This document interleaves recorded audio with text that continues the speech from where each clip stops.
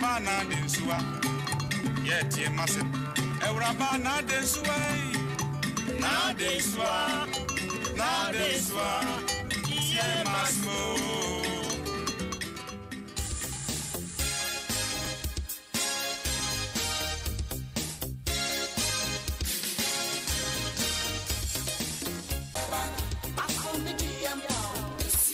Okay, the time is 8:25.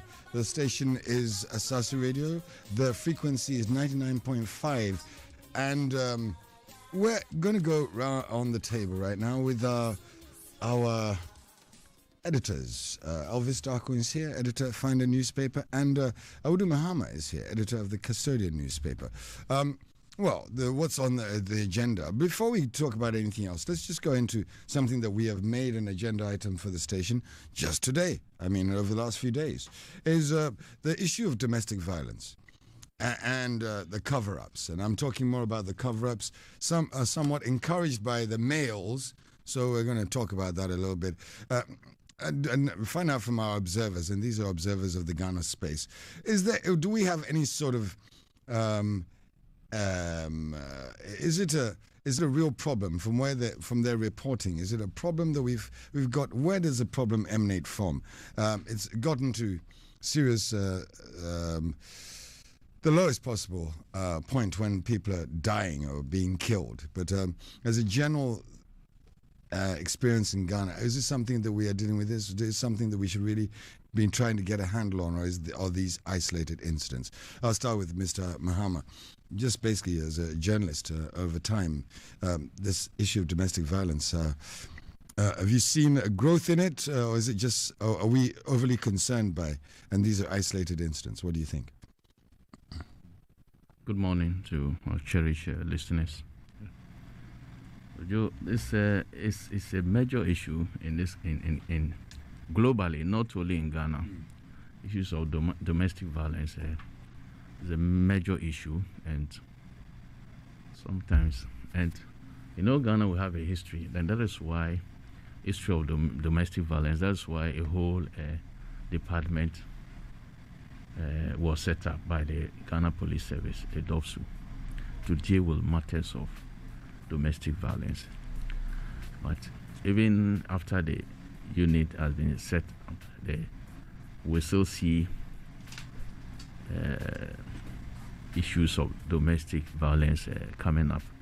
One would have thought that with that unit is set up and the measures that have been taken over the years to punish and deter people from engaging in domestic violence, will still have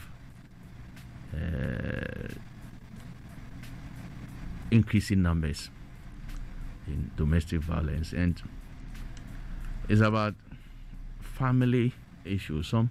Sometimes what is really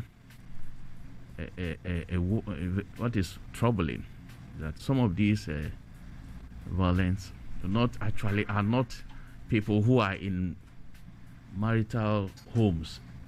They are not in permanent relationship. You see somebody, a man or a young man, who is going out with a lady, and sometimes a lady, he sees that the lady is seeing another man, and also leads to the beating and the death of the lady, the girlfriend. And this is somebody you have not married, you have not paid any bride price, and yet these are the issues that occur. A lady you have not married, you have, as a man, sometimes you have the liberty to go and take another lady in addition, but even the mere suspicion that she's going out with somebody, then you beat the lady to death. And in marital homes, these things, a lot of people, even including these feminists or gender activists, what happens in their homes, Kojo, you will not believe it. Some are consistently tortured secretly in their homes, and they come out and say and be advocates against domestic violence. It's because we have a culture in this country where I people think that women should not have much to say in family lives, but that's not the way to go. A female or woman has equal rights like the man, and anything that happens, she has every right to voice out any happiness in the family, and therefore they have every right to be active participants in what goes on. And yet we have some men who, with animalistic tendencies, do not actually allow dissent in their families. And therefore, a man does something, a lady challenges the man, even when the man is wrong. It doesn't want to be guilty of any offense, and therefore the only defense is to pounce the woman, to beat the woman, and that is not the way to go. I personally, coming from a family of four ladies and 3 boys. I would not want anybody to put a finger on my sister, and therefore I should not attempt to touch a lady, even at extreme provocation. Okay, Mr. Muhammad, that all sounds very nice, but how much men are the problem in large part, but how much of the problem is because of women themselves, and how much of it is because of family pressure? The women, some. I was listening to Nanaya's interview with Nkrabi Fadati, lawyer Nkrabi Fadati, and it's sometimes, look, Kojo, let's face it, the way men are so provocative, the women are equally guilty of the sin. So therefore, no, I don't mean the women provoke the beating. No, I'm saying that not the beating. Look, I have said that you cannot touch a woman, even any extreme provocation. Right. You cannot. Right. You have no right to do so. Look, you should. That's why I talk of dissent. You may have fierce disagreements. You may have to, but that is not the way to go. To beat a woman, it's not the way to solve issues. The problem. I'm saying that, look. You asked me about the conduct of women in all this. Yeah, how much of it is how much do they contribute? I meant more about tolerating the situation, staying in it, knowing full well you're being abused and doing nothing about it. That's what I meant. Look, not in provoking. I do not encourage this physical torture, mental torture, or psychological torture, as put it. Okay. Look, I believe that if you are in a relationship, Kojo, with a man, if you are a woman, you are in a relationship with a man, and this persists, you complain to your parents, both sides, and they don't do anything. Kojo, the best way is to move away from the relationship. Okay. All right, for me, that is the best way to move from there. You don't continue to live in a torture chamber all the time, says that I want the relationship to work, especially when it probably persists for decades, an extended period, and you want to stay in this kind of relationship. I will advise that if you are in a relationship and this persists, you don't have no business being in that relationship. You should not, because your life is more important than the relationship. You need to exist before you have a relationship. If you are dead, there will not be any relationship. And therefore, you should not be in that I want to be a family with my kids and all that. Look, if you are dead, who will take care of the kids? Okay. Elvis, yes, sat very patiently on this one. I want to say thanks to you for that. Because Mr. Muhammad was winding himself up by himself. Okay. I asked a question about the fault, and one of the areas he didn't touch on was the family, the pressure, go back to him. Okay. That kind of thing. And then I think I didn't touch on that. And hiding the issue, or all these kinds of things, which are traditional, customary things to do. Yes. And also, basically, I want to find out whether or not it is a challenge or a major problem, like Mr. Muhammad is saying. Yeah, true. It is. The Bible says, love your neighbor as yourself. It didn't say love your neighbor more than yourself. You want to love your neighbor more than yourself, you die foolishly, will bury you foolishly. It's simple.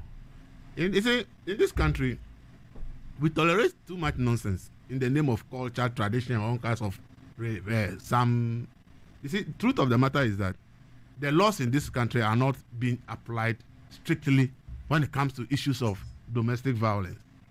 And as a result of that, the thing is going to be difficult to control if we continue in this manner. You see, we have a wrong mindset as a people. Some would attribute to culture and says, oh, it's normal for a man to beat a woman. A woman who goes to marriage and returns home means it is the woman's fault. Anytime there's a breakup of marriage, we try to find out who is the problem. And normally we want to blame the woman, that is the woman who is the problem, not the man. And this idea of the man, misinterpretation of the idea of the man is the head of the house, which means that the man can do anything, including physical assault. These are some of the problems in this country. And so long as we hide behind culture and traditions to defend some of this nonsense, it will continue to happen. The fact is that we must begin to make sure that, irrespective of who is involved, the law must be made to take its full course. Until we do that, we can't achieve much of a result. The reason being that a lot of these things happened, and as you rightly said, the family is invited to come and mediate something that really breaches the laws of the land, and the person ought to be dealt with. Then you see that, oh, let's bring in the family. But I see the biggest problem in this country I see is the lack of state support for victims. And so long as that continues, it's going to be difficult to deal with some of these issues. Therefore, we must fight and make sure that there's enough state support for victims of domestic violence. Until we get to that level, there's going to be a problem. Okay. The problem is that when these things happen, people ask themselves, okay, the man is sent to jail. It turns out that the man is the breadwinner of the family. And therefore, the question is, who takes care of the children? The state is not responsible, it's not interested in taking care of those kids. And therefore, the assumption is that if you send a man to jail, you, the woman, probably can't take care of the kids. That's why in this country, they tell you that women who are working or women who are capable of taking care of themselves, they don't respect men. That is the claim in this country. It is not true. The point is that the woman who feels that I can't take care of myself will not sit down there for you to continue to abuse him or to abuse her. She doesn't need you to survive. The problem in this country, most women remain in abusive relationships because they feel that without the man, they are unable to take care of the kids that they have. Because normally, the man is going to abandon the kids on the woman. And that is a problem in this country. Okay, I'm going to ask you, both of you. And now, as media, you don't pay much attention to it. You just like to do the sensational story. Man beats wife to death. Well, no, 2 days. Then you move on to the next story. See, how much attention do you give to that is where the problem the underlying issue? What can the media do? Is the media the arresting authority? No. Is the media the prosecutor authority? Is the media doing anything? Is that the media going to pronounce judgment? The point is simple. The media has done its way by bringing it to light. The question is, what has the state done? Is it, we try to shift responsibility from the state to the media. The media is not the state. The state is the one that is protect all of us in this country. You claim to be the mirror of society. You don't get to run away from your responsibility. Who is running away? Yes, Somebody has beaten the wife to death. The media puts it on the front page. Can you not do more? What else can the media do? Is the media not going to look for money to take care of the children of that family or what? Okay. What else can the media do apart from bringing the issue to light? All right. Well, I'm going to say that it's a very clear position from... Make sure that the state works. Where is the social welfare department in this country? Okay. What work are they doing? How effective are they? That is the question you should be asking. The media is not in charge of public purse. It doesn't own state money. All right. Elvis, can the media not run a campaign to raise funds, for example, for the families affected by these incidents? The media. Did they even have the funds themselves to run their own business? Okay. Mahama. Yes, sir. Mr. Mahama, sir. Does the media have any sort of role beyond simply reporting incidents that they hear about? Should they not be able to do more? Yes, I think the media has a major role to play. Apart from bringing out the issues for public discussion, we can use our media to, as he said, solicit resources for support victims of domestic violence. We can do that, and media has done it many times. Sometimes medical issues, media will publicize the issues, and people donate generously to support the sick. And therefore, we can do similar things when it comes to domestic violence. And it is not too late. We can do it, especially when the person is in dire need of support. We can take up those issues and solicit, mobilize resources for to support such people. Is that a good idea, though? Because you solicit for one, then you solicit for the next thing. You will not stop soliciting. How many times can you do it? No. So at what moment do you, or which one do you decide? Media work is not something you stop. No, I get it. But, I mean, the domestic violence cases, if there's been 2 deaths in 3 days. Yes. Which one are you going to decide you're supporting? Both. Well, you see the challenge. Yes. Yeah. But it's always been a challenge. The way you tackle the challenge is how you solve the problem. You are able to mobilize resources for the victims. You are supporting. You are helping us in solving the problem. That's my point. Okay. You cannot say that you'll be tired in soliciting support for victims. You don't agree with what Elvis is saying, then, that the state needs to be pushed, and maybe your efforts should be geared towards pushing the state. But that is the work we have been doing. That is, as he said, we have. But you haven't been doing it. Why? When was the last time either of you? Your station just called. Your station is not part of the media. It's part of the media. You just called people to expose some of these things. You spoke to the Volta Region Police PRO. You also spoke to the lawyer, to one of the defendants in one of the cases. Lawyer and Krabia Fadate. That is the advocacy. That is the issue. That's the work of the media. Bring out the issues. What else more do we want to do? What else? What do we do? Having to perform your work as a media? You don't think that there's more the media could do or should be doing? I am saying that, look, government will bring out this. It's for government to also take action. For instance, these people that have been killed, the cases will be in court. The judicial will be called to take to perform its function, and people will be expecting that justice will be done and seen to be manifestly done. And that's what we should be pushing. So we'll pursue. We will report on the issues. If the issues are not well dealt with, if a matter is taken to court and the families are preventing prosecution of it is the work of the media to expose these things. Right. And that will be our contribution. But as we said, the institutions that will ensure that we keep domestic violence should be supported by the state. In force, the DOFSU, the Ghana Police Service, to equip to do more better quality investigation to bring out some of these issues and how we can keep recurrence of these outrageous and heinous crimes. Okay. All right. So clearly, you think that the media is doing a bit, and we can do more. We are doing a bit, but we can do more, and we should do more. Right. Final comment from Elvis. Elvis, you just want to throw it in the lap of the government, and then that's their responsibility. We must crack the ship. Okay. There are laws against these things in this country. The question is, when people report this kind of issues to the police, how are the issues handled by the justice delivery system?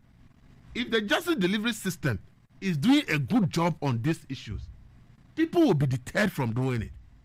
But the problem in this country is that we have a very slow justice delivery system that frustrates people from going to seek justice from these institutions. And so long as this exists in this country, it doesn't matter what we do, the situation will persist. Okay. So let's demand accountability from justice delivery system. Okay. How long does it take for a case to be prosecuted, a domestic violence case to be prosecuted through the judicial, the justice delivery system? If we are able to focus on this, and more people are getting punished for doing that, then people will be, but so long as the person knows that the case will go to police, they will say investigations are being done, the suspect will be granted bail, and then the case dies a natural death. How then do you think that people will not continue to do these things? So for me, so long as we are in a country where the justice delivery system is at a very slow pace, crime will continue to rise because there is no deterrent against crime, because the person knows that once you get to the justice delivery system, one frustration or the other will make it impossible for the person seeking justice to achieve justice. Okay. And therefore, we must put the pressure on the justice delivery system. Elsewhere, when media reports something in a small corner, the institutions that are mandated to work follow up to make sure that justice is done.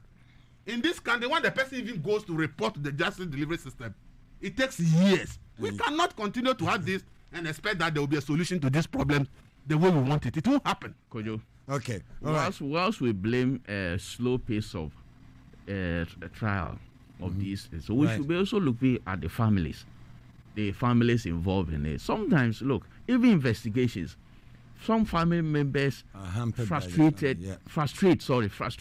investigations to these matters, especially when it comes to rape. Rape is part of the domestic violence, part of the violence that will perpetrate against women. Some families do not want their names to be dragged into such issues, and therefore they don't even want the thing to be mentioned, and the women actually die in silence. And that is what we should be looking at. How the families will also support the state institutions to prosecute offenders is also key, important. Okay. So we should be looking at how the support of families in prosecution of such cases. All right. Sometimes they actually frustrate the investigative bodies in carrying out their work. Right. It's so there's a wide variety of opinion, but most certainly the powers that be, the authorities, the bodies that have been given some sort of authority should be up and doing, Madam Minister. Definitely. Of social welfare, what is it? Social welfare and gender? Gender, children, and social protection. Gender, children, and social protection. Social protection should perhaps do more than simply pay lip service to these things. She's a lawyer, she should be able to. The current one is a lawyer, Right, so okay. she should be more, and a lady too. Let's see what that means. We haven't had a man, so. There was a man during President Kufuor's time. All right, There was he any a man. good? There was Who a was man. Was he any good? Well, the records, we have not really interrogated the records to determine who has performed well in that sector. So Right, I okay. couldn't really say he was good or he was bad. All right.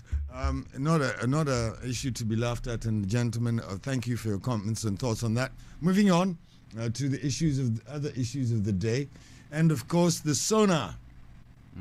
It came, it went, and it's now being talked about. And the question I have is, should it be talked about at all, or should we just take the president's thoughts and his aspirations? And is there any point in arguing about it? And that's one of the questions I thought about. I mean, this is what he's got to say. I mean, do you have is there any purpose to disagreeing with it? But then I want to know from you, gentlemen, sorry, Nania, you're back behind the microphone now. I wanted you to wrap up on what they said first before I went into the sauna. Sorry. I find it interesting that people should continually see the problem of domestic violence as an either-or. I think the thing about it is that it's an all-encompassing issue. So, yes, we should be trying to get our legal system to work better to address some of these matters in a formal way. Yes, we should also be trying to change the culture that sort of sanctions and normalizes violence against women and children and people with less economic wealth. You know, there's abuse of domestic staff. I know we're talking specifically about women, but you know, these are overlapping problems. And I think the solution to a lot of the problems will have to be holistic. There isn't a silver bullet solution to them. I get where Elvis is coming from in terms of thinking that it's the, you know, there is an onus on the state to use if you like, the framework of the law to begin to address the problem. But we know that we have a problem across the board with getting institutions of state to enforce the law. I mean, it's difficult trying to get traffic police to enforce traffic regulations. What more, matters of domestic violence which are deeply intimate and personal. People feel like they're invading other people's privacy. There's taboo and custom involved, as you've pointed out. So expecting that the chief agent of change should be the state and the law, I think, is a difficult one. What we've got to do is to get the institutions to work better. So, say, for example, Dovsu, we were talking about the case of Elizabeth Akbalu earlier on. The idea that this is somebody who had reported domestic violence in the past. There is evidence to show the domestic violence. And then she had further incidents, and as Sergeant Dubate was telling us when he was on the phone, she chose not to bring those formally as matters of complaint through the domestic violence unit through Dovsu. Possibly because she was trying to do her darndest hardest to hang on to her partner, her boyfriend, and thought maybe she could appease him or whatever. And then subsequently there is a matter reported which culminates in her death on the 8th of March. I think this is an area where I think even more important than the institutions of state, we need a change of mindset and culture. Just not to regard people who are seen as weaker, whether that's physically or in terms of their financial muscle power or in terms of their mental capacity, for example, that somehow there's this idea that gives us a right to boss them around and do what we want with them. We do the same, as I said, with old people, with disabled people. It is not right. And one would hope that the passage of the Affirmative Action Bill, we hear it is going to be relayed, we hope it will finally get passed. But the passage of the Affirmative Action Bill, which is one other thing, will help to strengthen women's position in society. I think people should not underrate their capacity to bring about change in their small corner. Seeing something and saying something is the start of it. And using, if you are in the media, your offices, your airwaves, your pages, your power of speech, your power of persuasion, just either to give comfort to the victims of domestic violence or to do something to shore up their position, is what we should be trying to do. I'd be very pleased to see the day when there's a cross-media campaign, all newspaper editors in this country getting together to start a campaign against domestic violence, as we once had what is now a slightly faltering campaign against Galamsey. I seem to have done a pretty good job running a campaign against LGBTI. Kojo, it may surprise you to know that there are some media practitioners who are equally engaged in this. It wouldn't surprise me at all. Across the board. Across the board, I think we can't do it like you have said.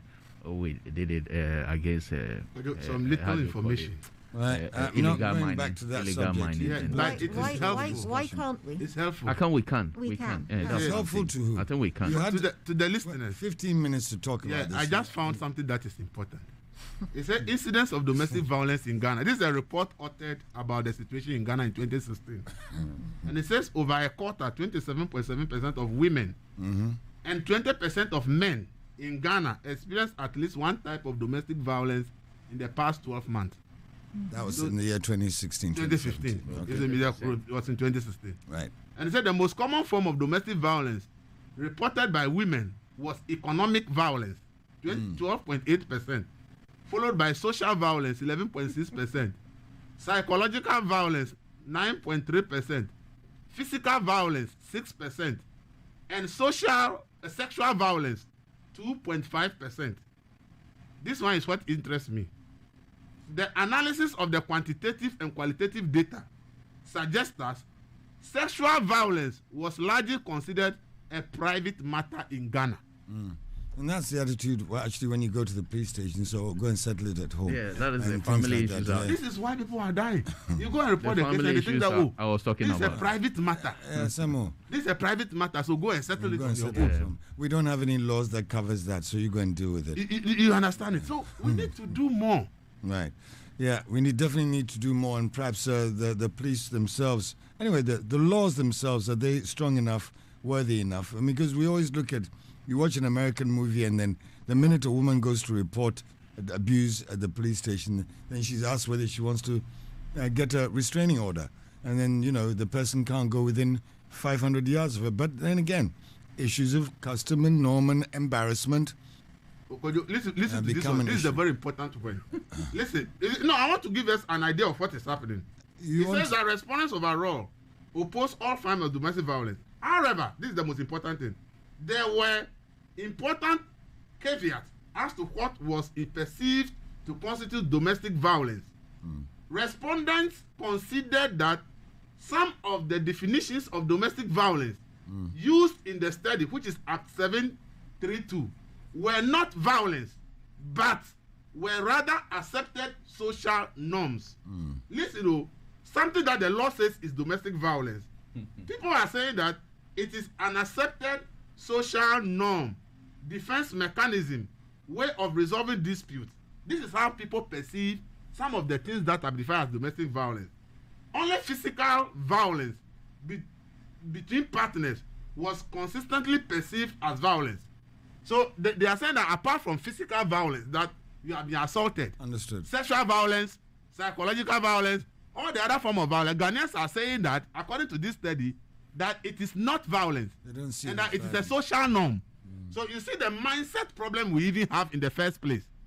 So if the woman comes and says, my husband is really worrying me, in fact, I'm having psychological, so that is not a problem. It is a normal thing. So go back and be with your husband. And okay, we're going to move on. Thanks for that information. And we want to appeal to the pastors. When they come, these people come to you with their problems, don't get all sanctimonious and holy on them. Try and be practical, pragmatic, and offer solutions that they can actually go and implement. Don't tell them to go and pray, as if that by itself will make a difference. It won't. It comes with effort as well. Go and pray over it. And get more beatings. Okay. Yes. Okay. Moving on. Okay, Sona. we are moving on. Yeah, Okay. Sona. I wanted to make a short reaction to the Sona. General reaction to the Sona. What was Mr. Mahama? You heard it. Did you? Was it what you expected? Disappointed? What? Oh, Sona is something that the president, a duty that president has to perform. And per Article 67 of the 1992 Constitution says that the president shall, at the beginning of each session of Parliament and before a dissolution of Parliament, deliver to Parliament a message on the state of the nation. Right. So this is constitutional. So the president has performed his constitutional duty. You're not answering my question. I am, Kojo. No. You just asked me a question. I've begun and I've not answered. Okay, so please go I've not ahead. even done anything, and you say I'm not answering. I've just started. I am saying that, first of all, the president has performed a constitutional duty. Right. So that is done. Secondly, by this thing that I've read, it does not tell us what the president should say. It doesn't. But if you go to Article 34 of the Constitution, that one says something about what the president should at least say. And let me read. It says that is Article 34(2). The president shall report to Parliament at least once a year all the steps taken to ensure the realization of policy objectives contained in this chapter. That is the Directive State Principle of State Policy, Chapter 6.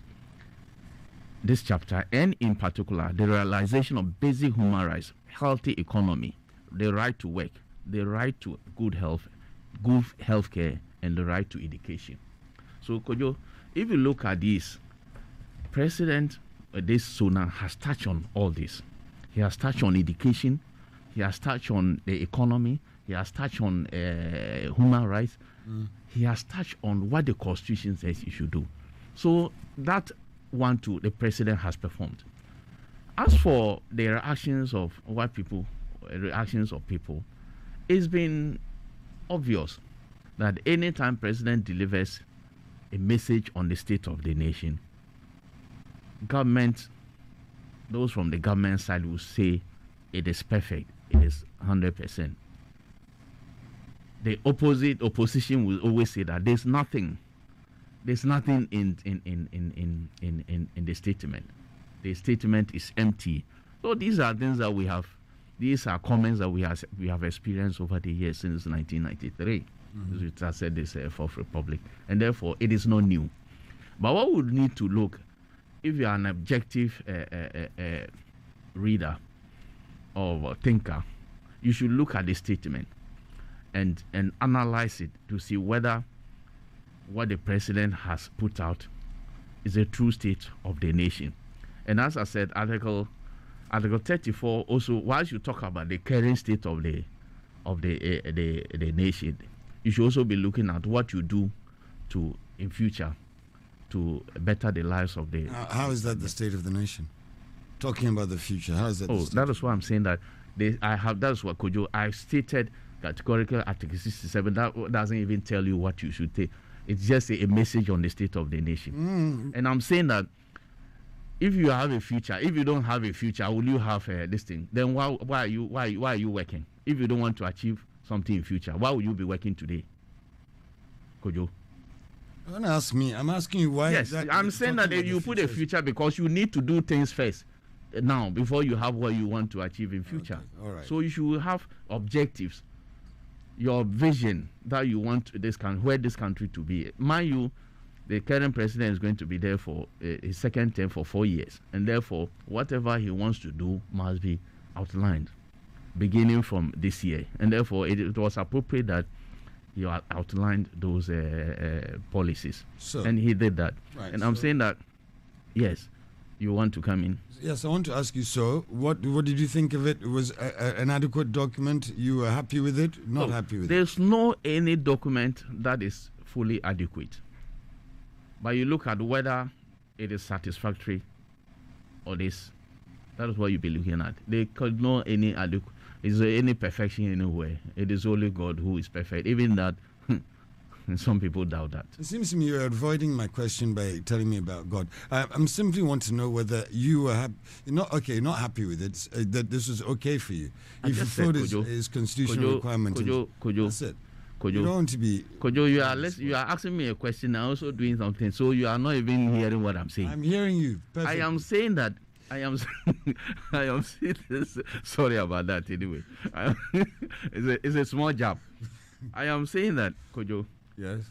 It's the president has, to my mind, president has performed his constitutional duties, and I think that was good enough. That was good. Okay. But you also asked me whether I'm satisfied with all that. I am saying that for what has been done, yes, I am. But in any endeavor, you may not be able to talk about everything. You may not be able to talk about everything, but it is for us to point out what we feel was not captured. It's for us to do. So if we feel that, for me, as I quoted Article 34, Article 67, Article 34, 3, the president has done what he has done, and I'm satisfied with it. And then what we need to do is look at what he says that he will do, for us to achieve what he has outlined. That is what we should be focusing on. Okay, all right. But we have not touched on the conduct of the MPs on the day and the parliamentary. Why are you directing me how I should conduct? No, I'm asking whether we'll be going there. I'm not directing you. I'm asking you whether we'll go there. Why do you people come with your pre-prepared questions? No, it's not a question. It is, because you want me to go there so you can make. You asked me about SONA. The SONA had nothing to do with. And what they did was part of the. No, it wasn't part of the SONA. Okay. The president's presentation had nothing to do with the conduct of the MPs. Elvis, I want an overview response, just generally, as to what. You get a gut response. You hear the document, or you get parts of it, and you say, no. He missed this or he did that. That's what I wanted. That's all, an overview to start off with. I'll get into some of the nitty-gritty items in a moment. Oh, collectively, I think the president has told us the state of the nation. What the state of Ghana at 64? Obviously. And it tells us that our debt to GDP is 74%. That tells us the state of the nation. But it's a collective state of the nation is not reflective of the private state of the nation. The private state of the nation is how you look at yourself as an individual and look at your level. As Shatawale has said, I know my level.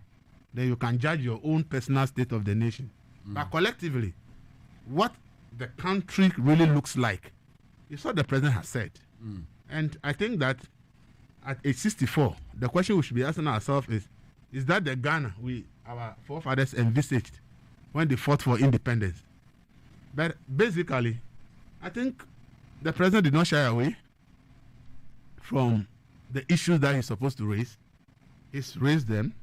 He tells us that all is not well with us. And then he promised that, well, all is not well with us, but the government is taking steps to move the nation in the direction that he wants us to go. And I think that, yes, it's a mixture of good and bad.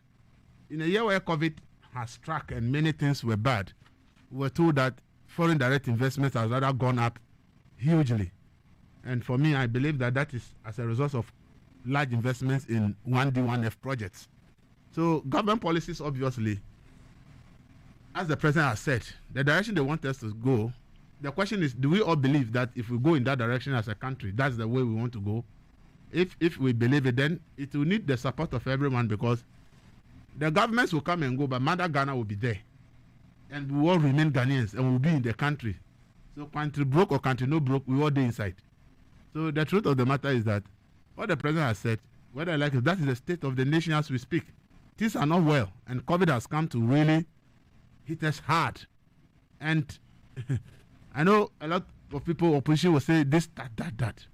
But if we compare the economy of Ghana in 2015, and we are looking at 2020, 2019 before COVID, obviously, we have seen the nation going in a certain direction in 2015, 2016. We've seen the direction the nation is going in 2019, 2020 before COVID struck. So, for me, we should all just accept that, look, the president did not shy away from telling us clearly that, look, because of COVID, things are not well and that things are not going to be rosy for all of us. But if we all do the right things, government is determined by policies that they think will move the nation in the right direction. If we should support that policy, we believe that it should work with us. And I think that with the level of damage COVID has caused, and economies around the world have all gone into recession for the first time in many, many decades.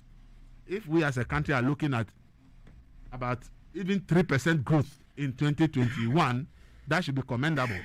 And therefore, if the president is talking about a growth rate of about 5%, if we achieve 3% out of that in 2021, post-COVID, and even if you say post-COVID, it's as if COVID is gone.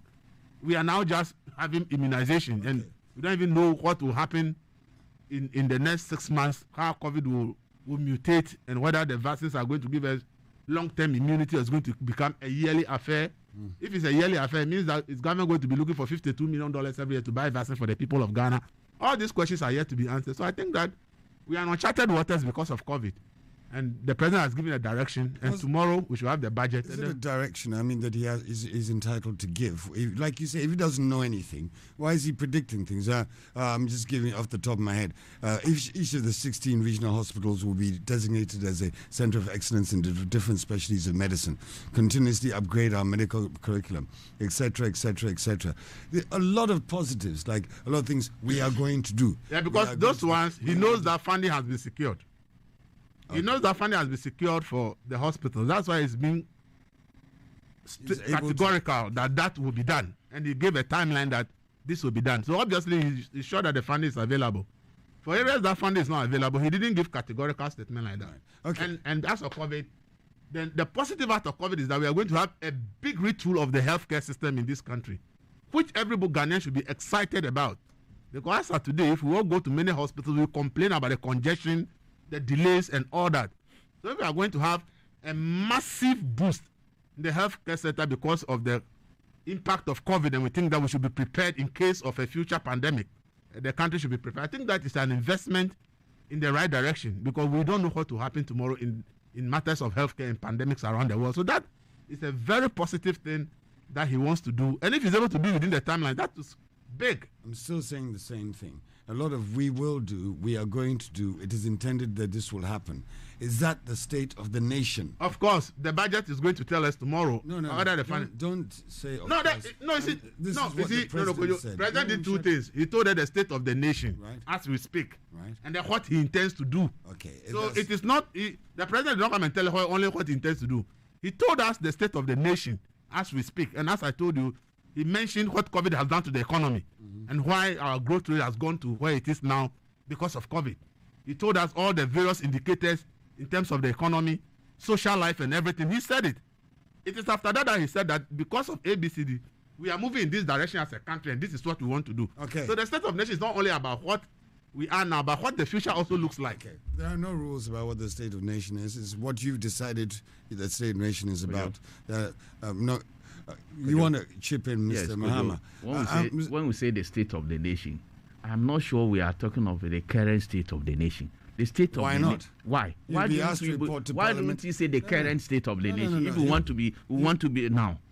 State of the nation is what you want your state to be today, tomorrow, and future. Sorry. That's the vision. How it should be. That's the vision. It's going to come and call the vision of the nation. Not but the that is why I'm telling you. That is why I'm saying I quoted Article 34 for you. Yes. Article 34. Should I read it again? Which did not define and at any point that the president. Article 67 has not defined what it should do, but it specifies it under Article 34. That he should set up his vision for the country. Let me read it for you, Kojo. Let me read it again. Let me reiterate it. I am saying, Kojo, just hold on. Please don't. Kojo, let's hold on. Because you said this, whether it's current or future. Let me read it. Let me read it again for emphasis. I'm saying that the president shall report to Parliament at least once a year. Yes. All steps taken to ensure that the realization of the policy objectives contained in this chapter. That's the directive state principle of state policy. Right. So it's looking at future in this article every year once.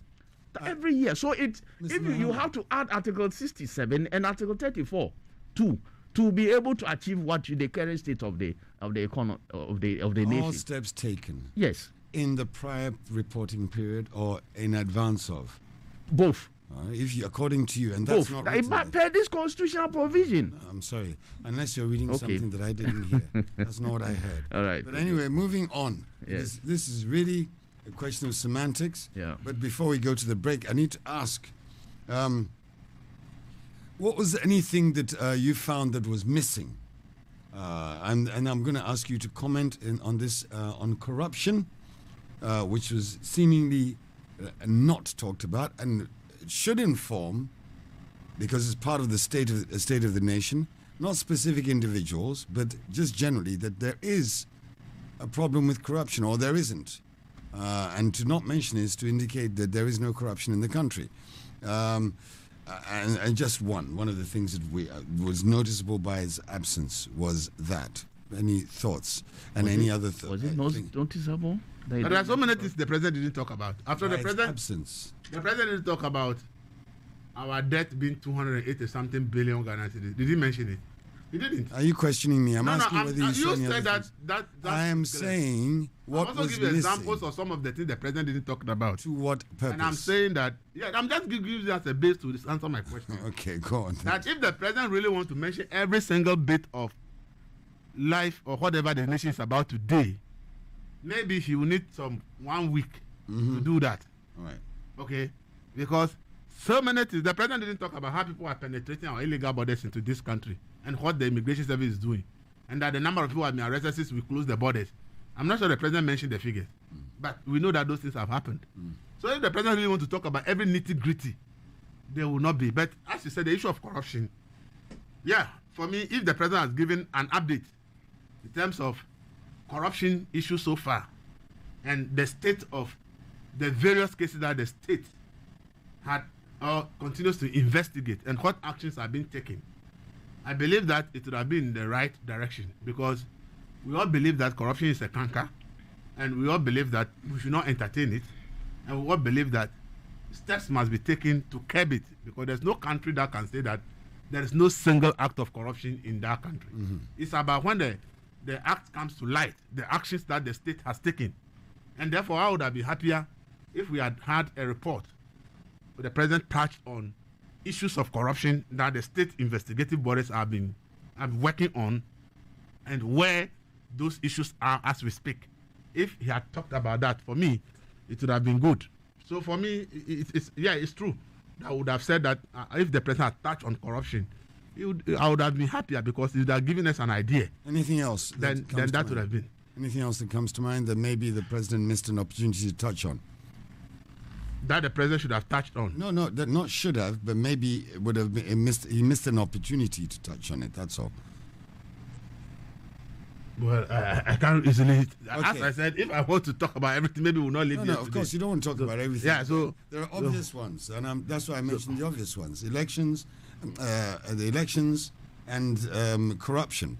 And I'm only mentioning those two because. And I think he touched on the elections. Yeah, he just told us. He touched on the elections. Just get over yourselves and move on.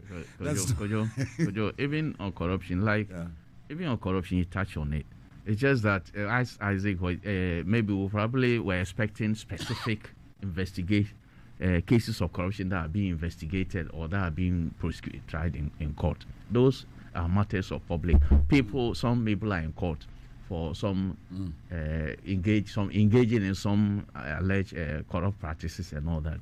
Some people are in court currently. He didn't mention them.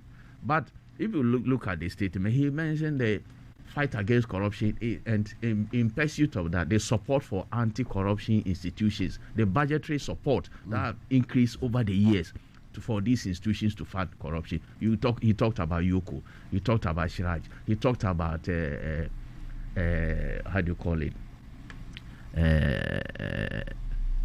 NCC. That NCC, I know they have been suffering for many years, but there is some improvement. This, our man, Auditor General's Department, the support that has gone there, even though there is this fight between the Auditor General and let me say the board. But look at the support. He himself acknowledged the support that came to his outfit. Even at the time that public institutions were not allowed to buy vehicles, the president gave approval for him to procure. So these are tools. If you strengthen anti-corruption institutions for them to do establishment of OSP, right? These are the things. But you see, we can't look at all this, but we should be looking at the people in these institutions. What has been there? I have been critical about the office of the special prosecutor. I have been so critical that even though the office has been formed with all the financial support given to that office, I'm not seeing any proper work being done there. I don't. That's what we should be looking at. And we're not looking at it. We're looking at this sooner, and I'm asking you whether or not he missed it. Yeah, it's part of the corruption vibe. We've set up the institution, the office to fight corruption. Haven't we? Yes. Or didn't we do that? Yes. So if we have set up the office, the people there, what are they doing? What are they doing? What is the report? What is the report? What are we seeing? Obviously, then all these things will feed. That is why maybe lack of, I don't know, substantial evidence from these institutions is feeding into what people are saying. I listen to people like Professor Jimabuedi and Oza who think that the president's fight against corruption is in tatters and all that. And these are some of the issues. With all the money that is going into these anti-corruption institutions, people do not seem to see their work being manifestly done. Okay, all right. And that is a problem. Because we don't judge by the money you put in, we judge by outcome. Exactly. That's why I'm talking about the outcome. You are I'm both just talking about the outcome. You're both in agreement, though, that something. No, you're saying that he touched on corruption, and Elvis is saying there should have been some specific report. Yes, at least a coverall report. It wouldn't have to be a detailed report, but a clearer mention of what was going on with these institutions. By seeing himself, you are talking about the failures. Yes. Yeah. Yes. But even the failures are not highlighted in the report. But that is why he just said that if we were to highlight everything in this country, he would have taken more than 1 week. You know that corruption is at the center of most of our problems in this country, yes, with our ability to fund anything. So it's not about everything. I'm not talking, I didn't ask him to talk about the gutters on my road. I'm talking about a major issue.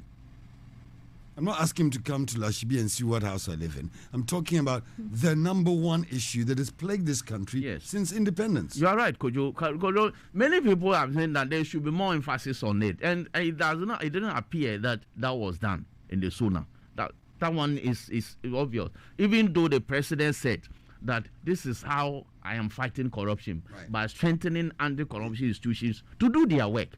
But you see, there's one thing strengthening them to do their work, and they deliver what the institutions are also doing. Which is where the report comes That is where I am saying that. That's why I specifically mentioned the office of the special prosecutor. Okay, because you're not happy with them. Because I am not. Because this institution was set up purposely to help fight corruption. And what has been the work? Look, the issues are being referred to that office. Where's the report? What are they doing? All right. We sit down and say, blame the president. President has set up institutions. Okay. Who are the officers there? What work are they doing? We should be questioning those institutions too. Not in the SONA. I'm sorry. I'm still going to refer you to back the document I'm talking about. Well, if they don't give a president a report, how is he going to report it? You do it. No, but don't say they don't give. The president should have can request for it. You see, corruption is a major issue because, corruption we are talking about in Ghana is defined as something that affects state resources.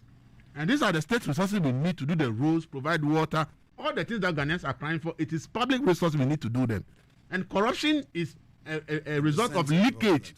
It's a leakage of these resources, meaning that money that should have been used for development and other things is going to private pockets. And that is the concern of every Ghanaian, because public funds belong to every Ghanaian. And that is the only way we can get resources to undertake development. And therefore, it is so crucial, especially when we are in the COVID era, when we say COVID has brought in so much pain that unexpected expenditure has now sent our economy back from where it was before COVID. And therefore, you are talking about resources. Right now, pre-COVID, the key issue is that post-COVID right now, what you need is how innovative ways to raise resources. How do you raise the resources in order to be able to close the loopholes created by COVID? And therefore, then, the issue of corruption then comes in. How you can close the door to corruption to ensure that the leakage no longer happens, or the leakage that is happening is reduced, so that then the resources can remain in state kitty to be used to do the development. That is why when people ask the issue of the president not touching on corruption in the state of the nation, I think that it's an important issue, because the president can only do what he wants to do. We all agree with that. We all agree. He can only do what he wants to do by the revenues available. Okay. So if the revenues are leaking, how do we go about the development? Right. Thank you. Moving on. Kojo. Moving on. Just a point. No, there's just no a point on this corruption thing. No. The perception. No. Okay. I thought the corruption was so important that we needed to. I'm going to ask you whether or not you felt that the president should have touched on the elections. You're going to say that he did. Yes, of course he did. He told us to move on and accept the results. What I mean is that, again, this has come up for discussion in many quarters, that the president had an opportunity to do a heartfelt moment of messaging to those who lost their lives during those same elections that brought him to power. A missed opportunity. Now, the question I'm asking you was that the appropriate forum for that to happen? Did he miss the opportunity?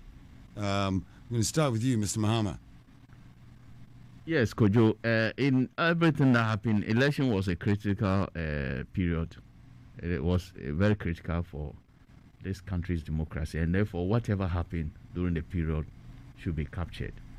And I thought that President mentioning what happened during the process, especially the loss of lives in his district, would not have been a bad idea.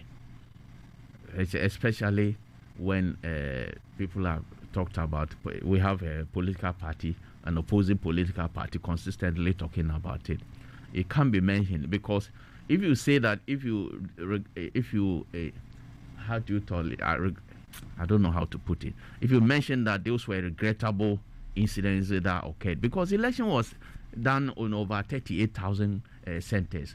So if you have this about incidents happening in 8 or so, that's a minimal distance. But to lose about 7 lives is very significant. It's very important. Therefore, to mention them in a SONA would not be a bad idea. And I thought that it would not have taken anything from the president just to mention then that those were regrettable occurrences and that should not happen.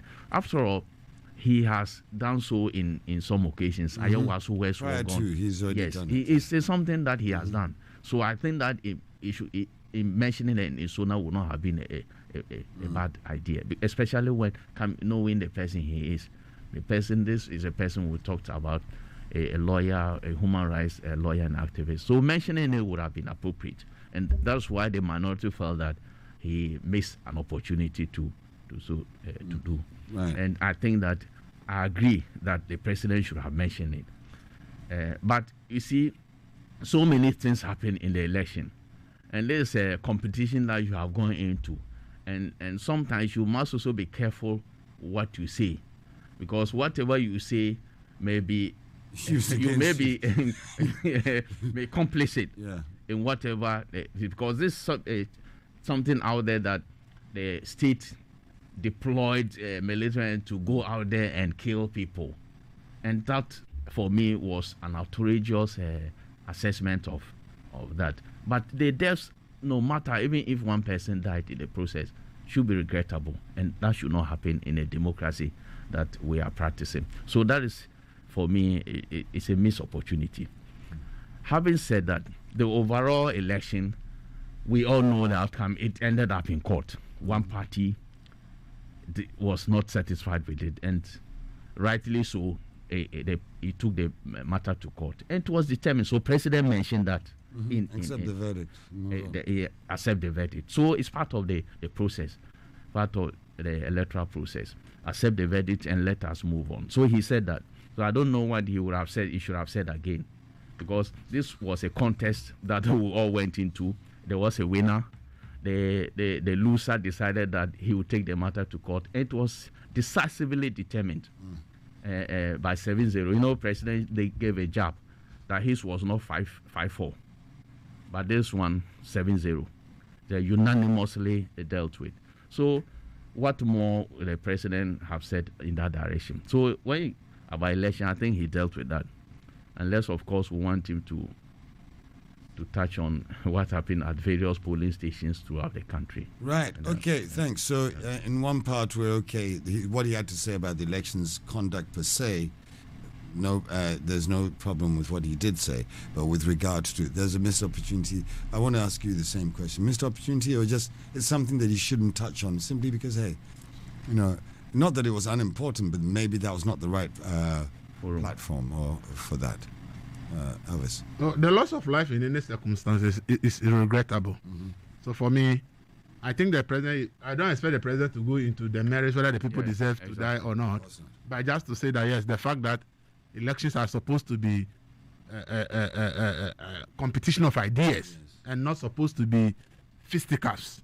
And therefore, it was regrettable that at the end of something that's supposed to be contest of ideas, some people lost their lives, and therefore that was regrettable. I think that would have been a good statement, and I think the president would have even, if I wrote the president's speech, I would have used that to further emphasize the need for Ghanaians to understand that whether you are in this or any political party you belongs to, we are not enemies.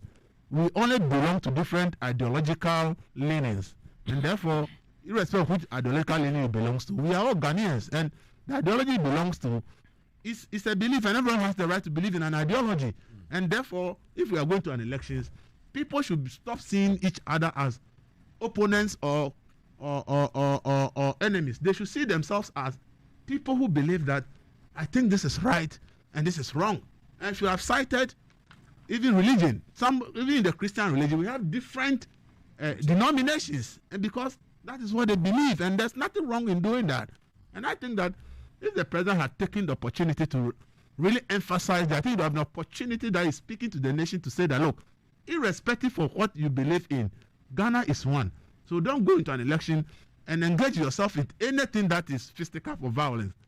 I think that from that perspective, I think the president missed that opportunity to re-emphasize that message, because we're going to have an election every 4 years anyway. And in this country, we all have come to the conclusion that people belong to political parties without necessarily even understanding the ideological leanings and philosophical beliefs of the party. So I think that would have been an opportunity for the president to let people understand that You don't belong to a party because of the color. You belong to the party because of the philosophical beliefs of the party, and therefore we should all take opportunity to learn and understand what our parties stand for. And then when we are going to elections, we should be able to say that this is what NDC stands for, this is what NPP stand for. I believe in this. If you believe in this, there is nothing wrong with that. And therefore, let's go into elections in peace and come back in peace, so that in 2024 we'll have an election that nobody will lose a life, and nobody should create the impression that people were killed and nothing is being done. I believe that Teshiman, there is an investigation going on by the authorities in Ablekuma. The gentleman is standing trial.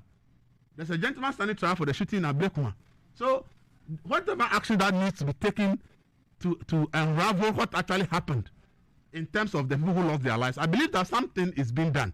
So let's not create the impression as if the people were killed and nothing is being done at all. That is not the true representation of what the situation is.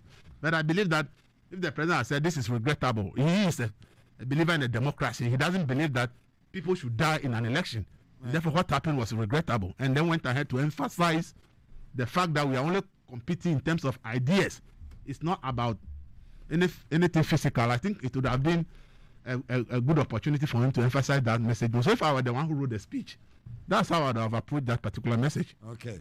All right. It's exactly 9:30. No, and I'm not coming back to you, Mr. Mahama. I just wanted to know whether there's a missed opportunity. Nana, before we go to the break, these gentlemen, today, and after the break, we're going to talk Ejapa and response. So before we go to the break, any thoughts? Yes, I mean, this is the discussion we've just had illustrates the problem, if you like, of the State of the Nation address. It carries such a weight of expectations on its shoulders about what it can achieve, the ground it can cover, the nods and acknowledgements it can make to various people for having done good work. Everybody wants to be praised. All the things that are wrong in life, we want to hear condemned. I will refrain from expressing an opinion on whether this was the perfect forum for voicing regret about the loss of life during election 2020. But I will say that the president had an even trickier balancing act to strike, because this was not only a bit like the NPP manifesto of last year, a look forward to what we're going to do. It was also an apologia pro vita sua. It was a justification of what the first Akufo-Addo government did, particularly what it did ending in the COVID crisis of 2019 into 2020, an extraordinary world event.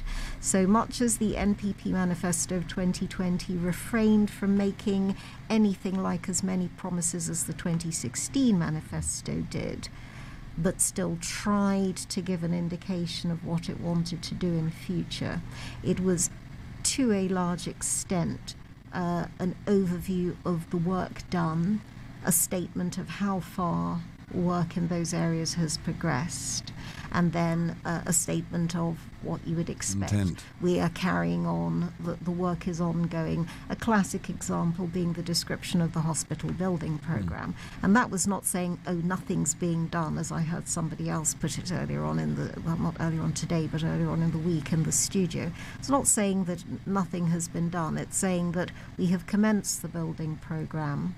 There was a question about whether the government will meet its own target of accomplishing building that number of hospitals by the end of this year.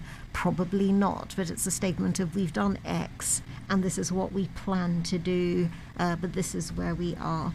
I mean, any one of us could find gaps in, if you like, the ground covered by the speech. You know, my particular obsessions and my interest in the affirmative action bill. I'm interested to see that it made headlines in any of the papers, because it is an extremely brief statement of just saying that the bill was going to be relayed before the House. So, you know, I could say in that respect, it wasn't satisfactory, but I don't expect it to be able to do all. We expect to hear a great deal more about the detail of the purpose of the State of the Nation address, which is to offer Ghanaians a sense of what the post-COVID-19 recovery plan is going to be. We're going to hear about the detailed mechanics, the sums, possibly some accounting for the past. Elvis and I were talking off air before we came into the studio about the COVID-19 expenditures and whether we're going to get a breakdown of how much money was raised, where was it spent, what was it spent on. I think we're going to get a lot more... You're talking about the budget now. Yes, we're going to get a lot more granular detail of that kind of thing in the budget, and that is right. You wouldn't expect the President to cover that blow by blow by blow and extend his speech by another hour and a half. In the State of the Nation address. This was a broad brush description of where we're at, with an emphasis on such matters as education. I mean, again, if anybody thought that with free SHS that was the end of this government's emphasis on expanding educational provision, you've got another thing coming. It featured very prominently in here. Yeah. And then things such as agriculture and what has been achieved under planting for food and jobs and what more we can do, and digitization. It's about, and IJAPA, for example, again, that was a very brief statement, but obviously one that people latched onto. But where is the money going to come from? Yes, it's right, we should talk about the things that are drains that have stopped us getting to this point, but it's equally important to talk about the positive things we can do to improve our skills base, to expand the economy, and to really begin to grow, because it is absolutely essential that we start growing again. Okay. All right. Absolutely essential we start growing again. So perhaps the President needs to provide a certain... better again. We needs to continue the push, even though he's struggling with whatever we can all see. Major weights that he has to carry with him, COVID not being the only one of them. But after the break, IJAPA, it's going to be reintroduced. Well, how's that looking? Was it the right place and again the right forum for it to even be talked about? If you're going to do it, just go ahead and do it. And is it the State of the Nation? It's probably the state of his intent. Anyway, Could you this thing, your going to State take of the for- Nation, for- current and future? I think you should give me opportunity to say no, one you thing said on it. enough. I mean, we've talked since When we 8:25. come back from the break. Yes. I mean, what is it with you? I mean, I've never this come to thing, your your newspaper. current or State I've of the never Nation. come to your newspaper and told you how to write your column. I hear you. sir. Never. I hear you. Goodness. That's Take why. a break That's when we why come back. I will strictly obey your instructions.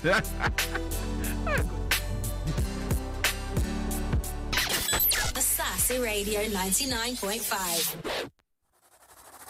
Join Prince Moses on Asaase Business PM every Thursday for a high-octane panel discussion on entrepreneurship, opportunities, solutions, and best practices with Kwame Edudakwa, Letitia Brown, Sewu Steve Terrier, and Nelson Amo.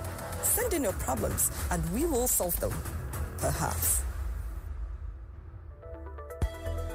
Business PM from 6 to 6:30 p.m. on weekdays on Asaase Radio 99.5.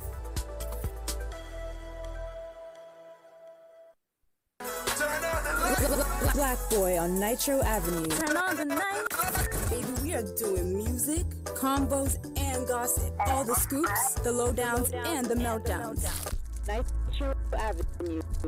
What's playing and showing, what's popping and trending, all the celebs and stars. That's the golden time of day. Accra, tune in. On air, Asaase Radio 99.5. Online, that's Asaase Radio. Web, tablets, and phones. Nitro Avenue with Black Boy is on weeknight.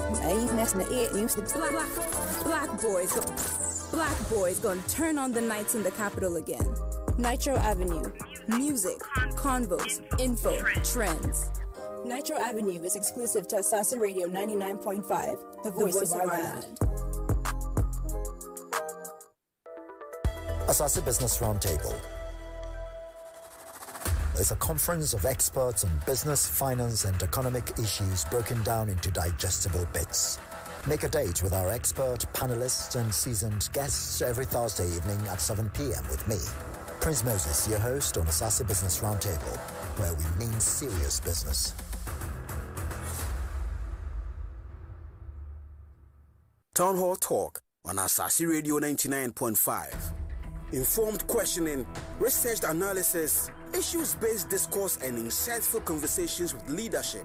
Town Hall Talk is on Fridays from 5 p.m. with repeat on Saturdays 7 a.m. to 8 a.m. on Asaase Radio 99.5. From public, private to corporate, academia and technocrats, Kofi Aboche puts authority to text and query and assesses Ghana through all forms of leadership. Town Hall Talk with Kofi Aboche is also streamed live on AsaseRadio.com and on Facebook at Asaase Radio 99.5. You can join the conversation on all social media, Asaase Radio 99.5, and on WhatsApp 020-0000-995. Town Hall Talk, where the voices of our land highlight the topics that matter to you. The activities, decisions, and viewpoints of the various arms of government are critical to the development of Ghana. Their action and inaction, and those of other institutions, and indeed the entire citizenry, must constantly be subjected to critical scrutiny. The forum is our opportunity to do just that, providing an in-depth analysis of the major news items and issues every Saturday morning. So join me, Kweku Ajiman Budu, on The Forum, here on Asaase Radio 99.5 MHz. This and every Saturday from 8 a.m. to 11 a.m. The Forum, insightful, factual, and relevant.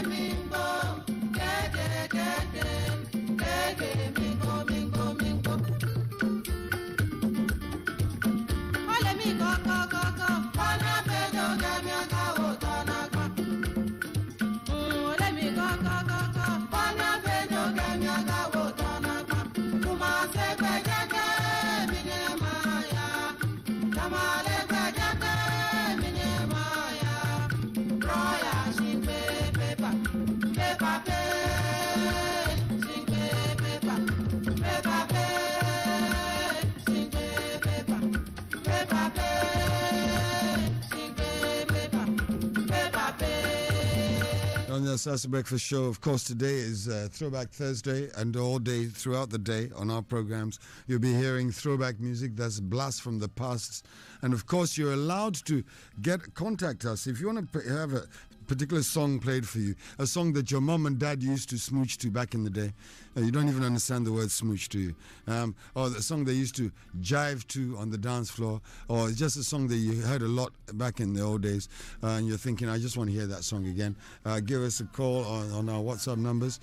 And or send us a note on Facebook and say, please, can you play that song for me? Is that song that goes tin tin tin tin tin? And then we'll see if we can find what tin tin tin tin tin is.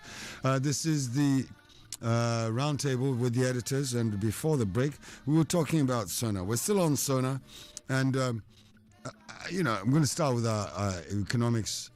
He's a finance reporter for many years, and he's directly interested in Ijapa. Just because he is. And, it came up again. The president said in the SONA that he's going to relay for consideration to Parliament the Ijapa deal. At no time did he say that it was going to be the same deal, because obviously there were concerns about certain aspects of the deal which were taken on board. If my memory serves me correctly, one of the things that was first complained about was a lack of consultation at that time, when so that was already a concern. Thank you. So with that in mind, and not looking at the consultation aspect, but at maybe other or things that came out of the consultation, the president has said despite the concerns that were raised, that he's bringing it back to the table. One would assume that it will be in some new form, but hey, who am I to judge? Was that the right forum to bring up the Japa deal again? And what were we expecting? And were we surprised at the response of the immediate response of the minority in Parliament?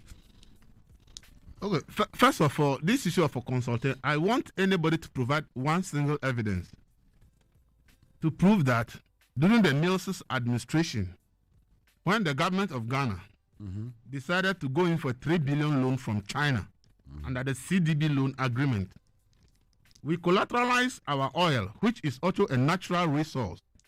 Part of Ghana's portion of the oil, crude oil, was used as collateral for the $3 billion CDB loan from China.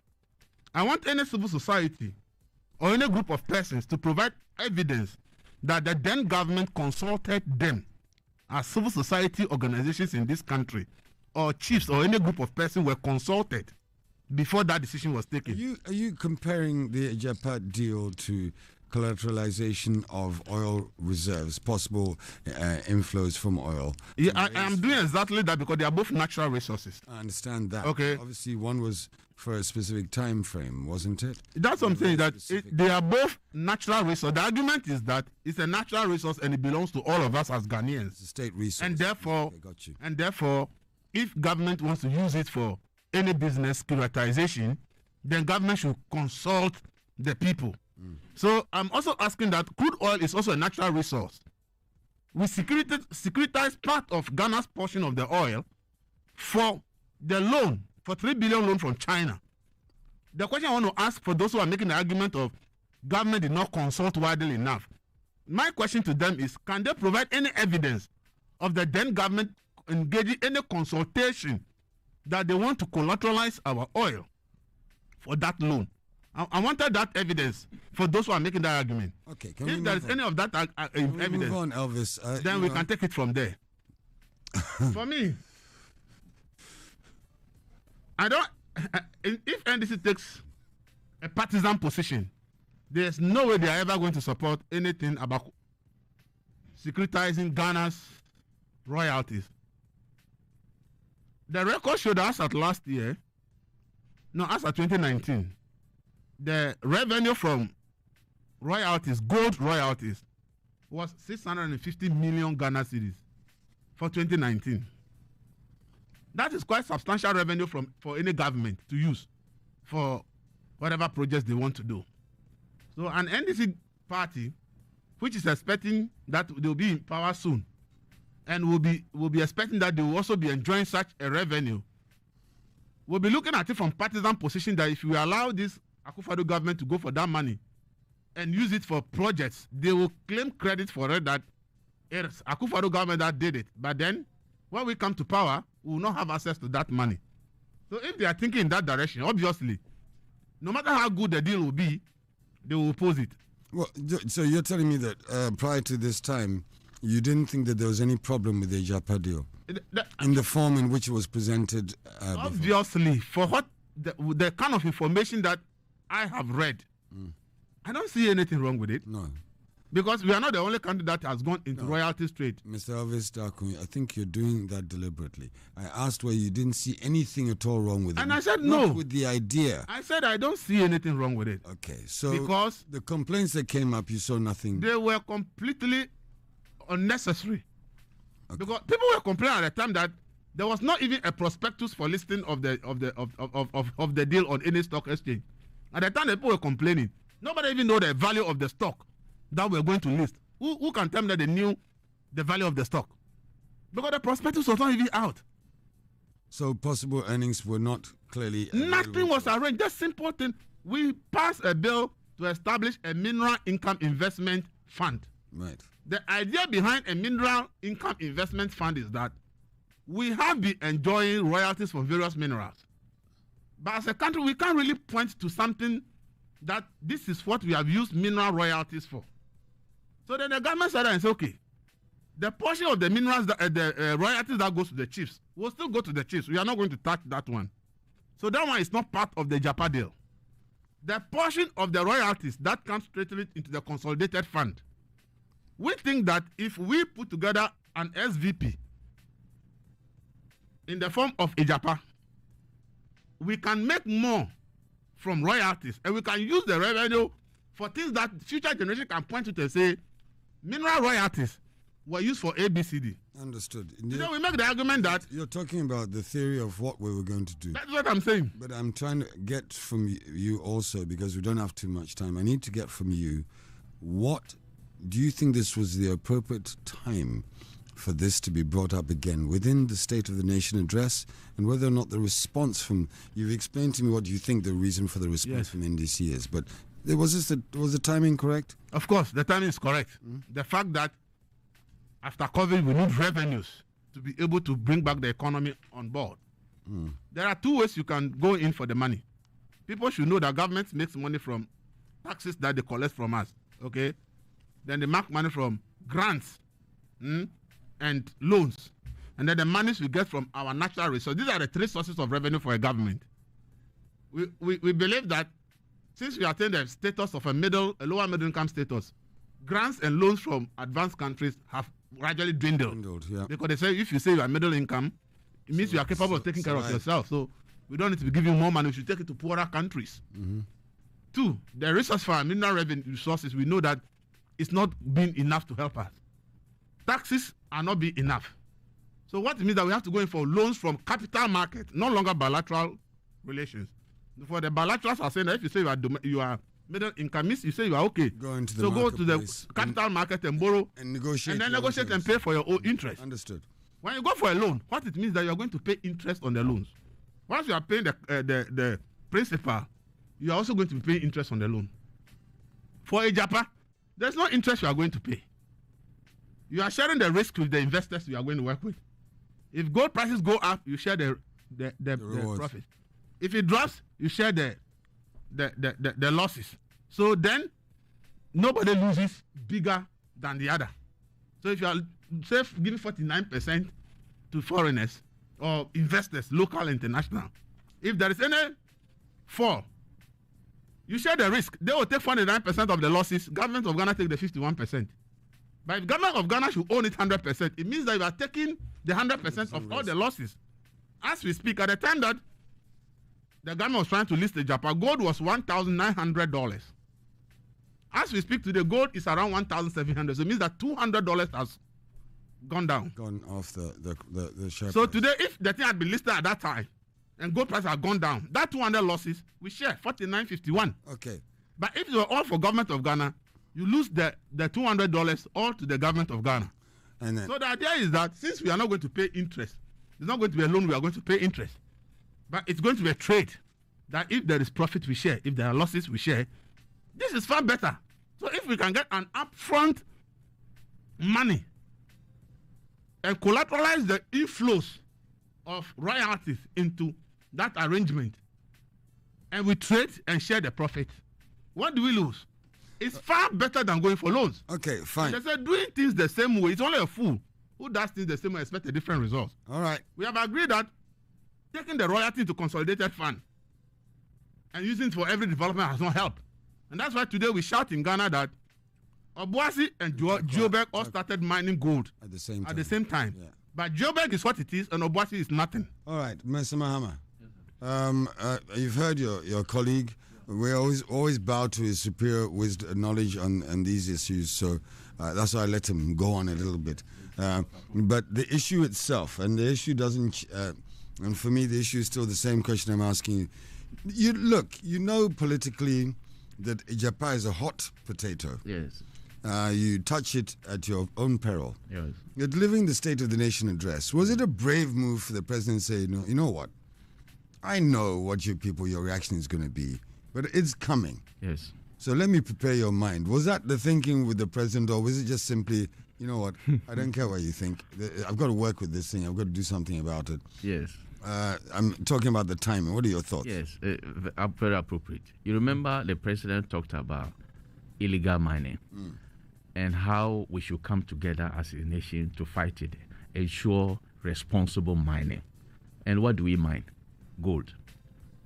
And what is purpose of having responsible money is to have enough revenue for development. That is why he chipped in the Ajapa thing. So it was appropriate. Once you mentioned that we should have responsible mining that will lead to the development of this country, he needed to bring in the Ajapa. And so contextually, it was good that he mentioned it.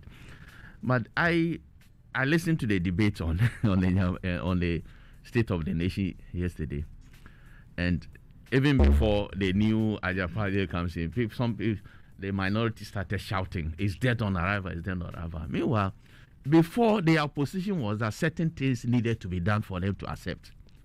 Now you don't know what is coming. You don't even know whether what you asked for will be included in the new deal.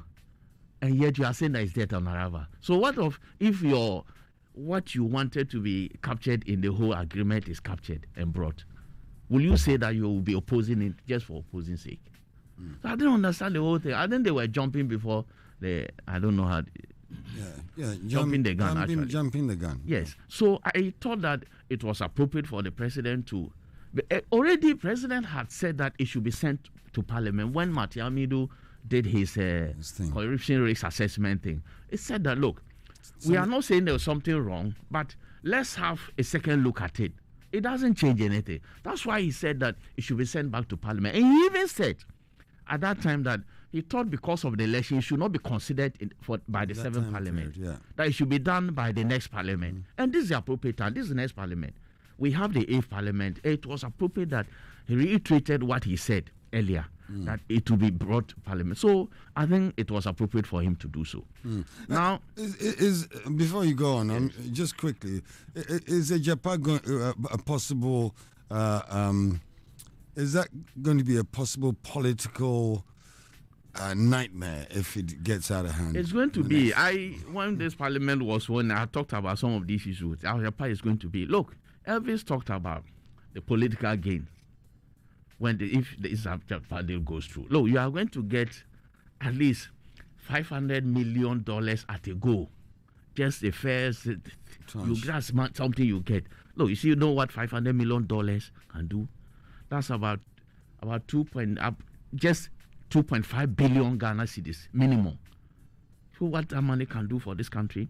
You do a lot of projects, and it will not be to the advantage of the opposition that wants to come to. Right. And therefore, no matter how good it may be, if they don't look at the national interest and they want to look at the parochial political interest, usually they will oppose it. Right. That is it. That one, the opposition will come, not because it may not be or it will not be of benefit to or the beneficial nation to the state, but will they have the benefits electoral? Come the elections, when the elections come. So they will be looking at, with all these things will have to be considered. And that's why I think that government will have to put in a way that if the opposition rejects it, Ghanaians will say that, look, this is a good deal. They are just opposing it because of their electoral gains. But if it is very good, Ghanaians will say that this is good for the country, and therefore everybody should go for it. And that's how the government should be looking at. And I must say that we have a vibrant CSOs in this country. But you see, it is not everything that the CSOs are against that is bad. The history shows. Sometimes CSOs may be against something, but that thing is not necessarily bad. If something is opaque, yes, it's not clear. What is opaque in this thing? I think that I said this one. Look, I think some of the members of the CSOs do not even understand the whole thing. They don't even understand the Ajapa deal, the concept of. Would that not mean that it's not transparent?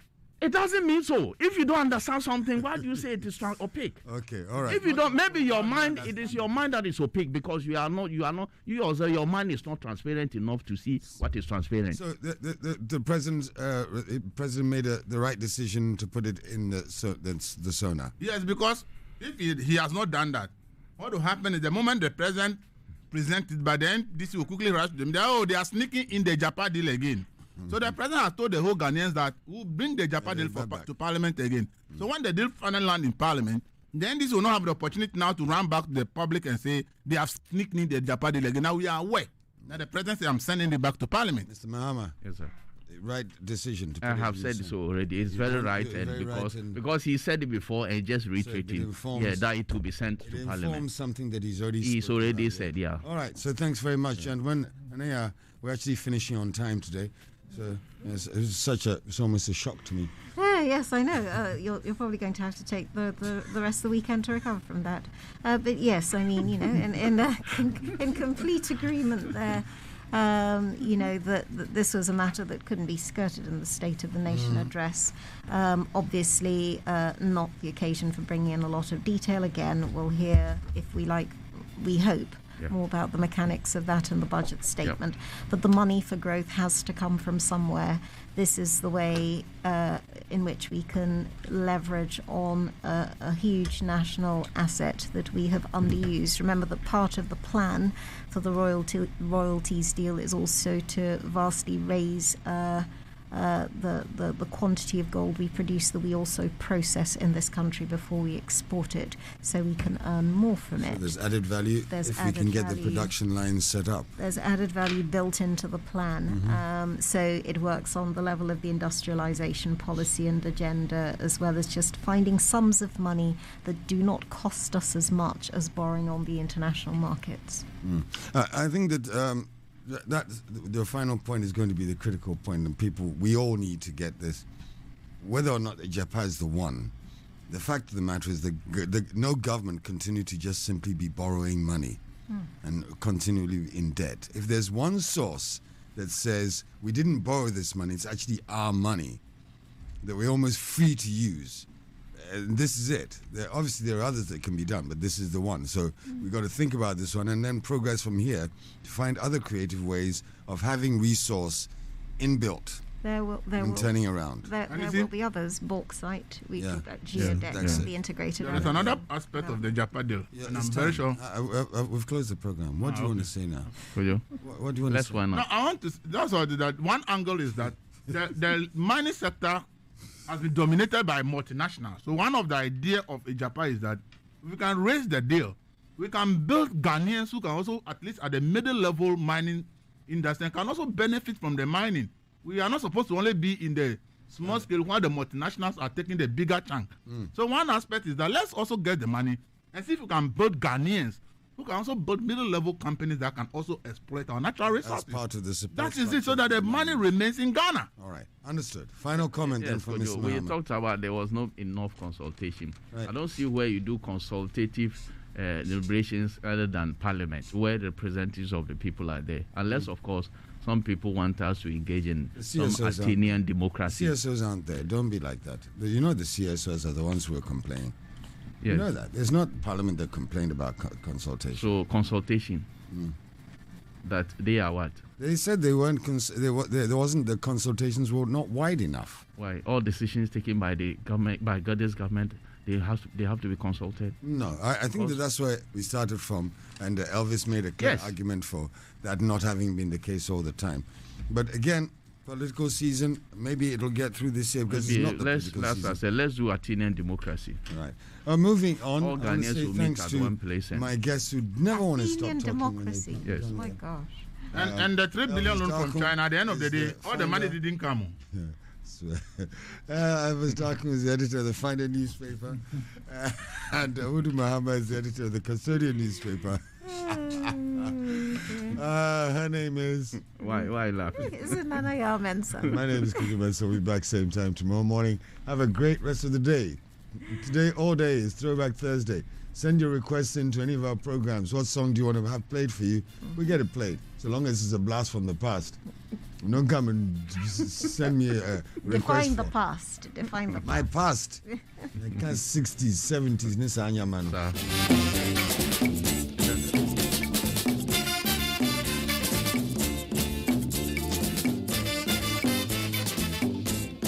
The Asaase Breakfast Show.